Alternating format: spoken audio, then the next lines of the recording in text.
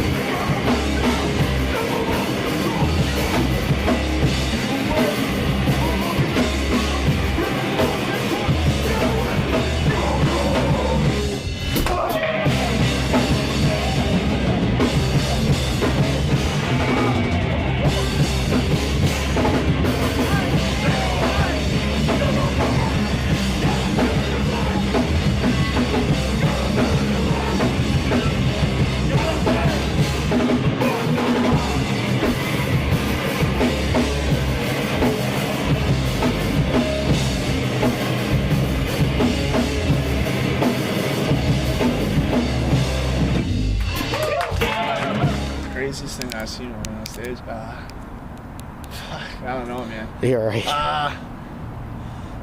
Well, actually, all right. I got two things that were crazy. I tend to say a lot of dumb shit on stage, and when we played United Blood 2013. When we played that year, I was just rambling and saying dumb shit. And I said, if you want to get naked, like, get naked, get on stage, do whatever you want to do. And our friend Dan from Long Island, like, hopped up on stage in his underwear and then staged over. And he was like, it looked like the underwear was like, I don't know what. It was the thinnest pair of underwear you could have possibly worn. And at any point, it could have ripped. The other craziest thing is probably this past year at United Blood. I don't know who it was, but somebody's wig got like punched off their face. They got hit, and this girl's wig went flying off her head, and people were throwing her wig around and shit. But that second one's probably the craziest thing I've ever seen at our shows. We recorded in Baltimore with Joe Mitra, and we couldn't ever come down for like a week straight because of work and stuff like that. So we had to come down like weekends at a clip, like just do a few days, come down a month later, do another few days. And it took us from October to about June to finish the record because of how many times we had to come back down and how many little things we would notice were messed up, and the tracks we just did, and it was real disorganized. We came down in like separate groups. Sometimes certain people wouldn't come, but I think it came out great, and I'm happy with it. I'm definitely happy with it, but it was real unorganized.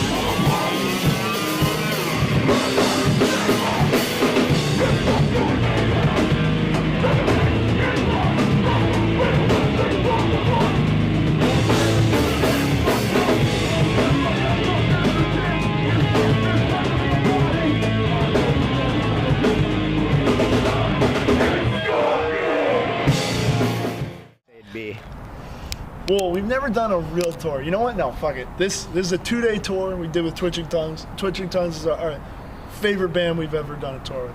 But there's tons of bands, all of our friends' bands that we played shows that we love.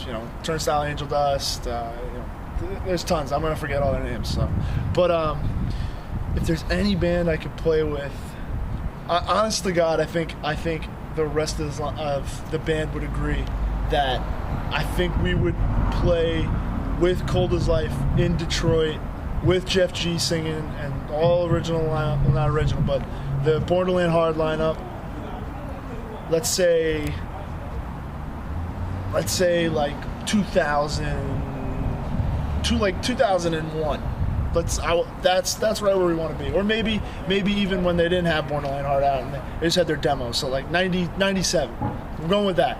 97, Cold as Life, Jeff G on vocals in Detroit at the Magic Stick upstairs. That's the show we want to play if it's ever gonna be possible. Definitely the Criminal Instinct record. Oh yeah. Fever. It's flawless 7-inch. It's fucking awesome. I love it. The No One Rules record, Always Losing. I love that record. That band's awesome. And they're a bunch of real depressed guys, and I get it, and I can hear it in the record.